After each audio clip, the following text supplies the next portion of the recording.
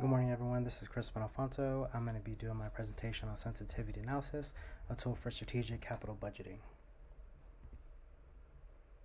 So first, we're going to talk about the goals and functions of financial management, forecasting and future planning, evaluation of business plans, operational coordination, and achieving financial objectives. The core goal of financial management is to understand and project our future financials so we can make more informed decisions today.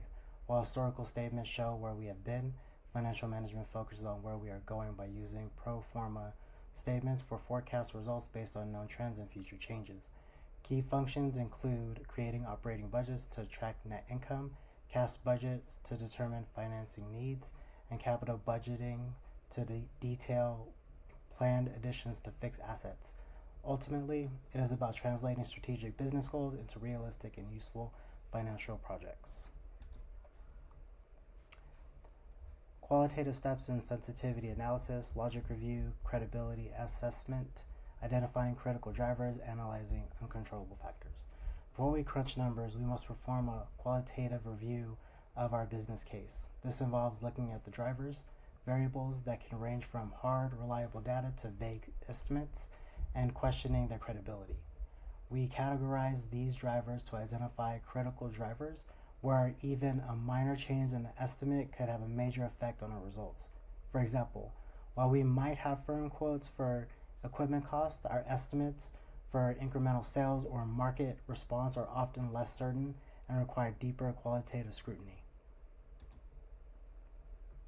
Quantitative steps in sensitivity analysis, assigning value ranges, scenario management, outcome measurements, and goal seeking.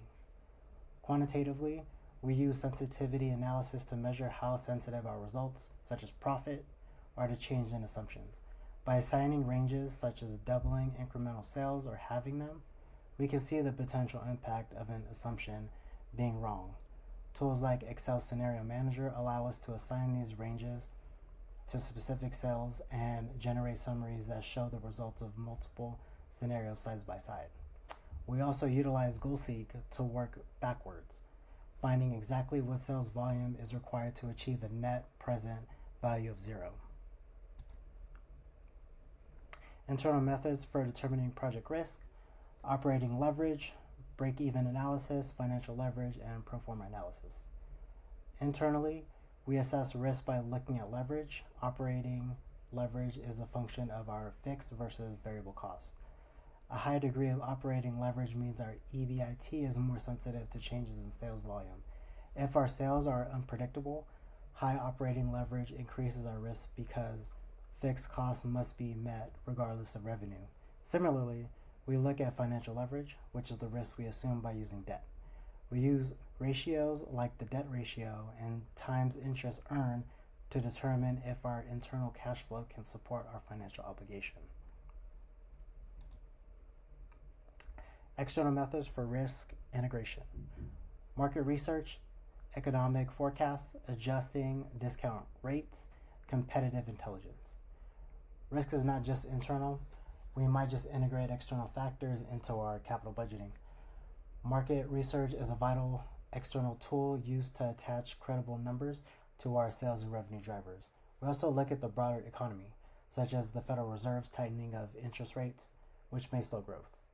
To integrate this risk into our decision making, we often adjust our discount rate for our riskier projects that deviates from our core business. We might employ a higher discount rate to reflect that greater uncertainty, ensuring we only approve projects that are truly exceed our cost of capital. Financial indicators for decision making: net present value, internal rate of return, profitability index, and payback period. The final step in our capital budgeting process is evaluating the project through several financial indicators. NPV is often our primary tool, as it tells us the project's value in today's dollars after accounting for the discount rate. IRR helps us understand the percentage return we are earning, allowing us to compare it against alternative investments. If we have multiple projects with similar NPVs but different scales, the profitability index helps us rank them by showing the return for every dollar invested. Using these indicators across various sensitivity scenarios gives management a comprehensive feel for the risk and rewards. Now down to our conclusion. Risk versus reward, informed judgment, proactive planning. In conclusion, sensitivity analysis is about being proactive rather than reactive. By integrating both qualitative logic and quantitative scenarios, we can see exactly where our business case is most vulnerable. Whether we are analyzing operating leverage or external economic shifts, these tools ensure that our capital budgeting decisions are based on a thorough understanding of risk and not just a single optimistic guess. Analogy for understanding: conducting a sensitive analysis is like stress testing a bridge before driving a heavy truck across it. You don't just assume the bridge will hold because of blueprints looking good. You calculate how much the structure will sag if the wind picks up, if the weight doubles, or if the river rises. By testing these what-if scenarios individually, you identify which part of the bridge is the weakest link and decide if it's safe to proceed.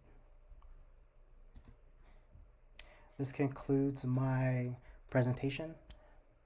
I hope everyone has a good day.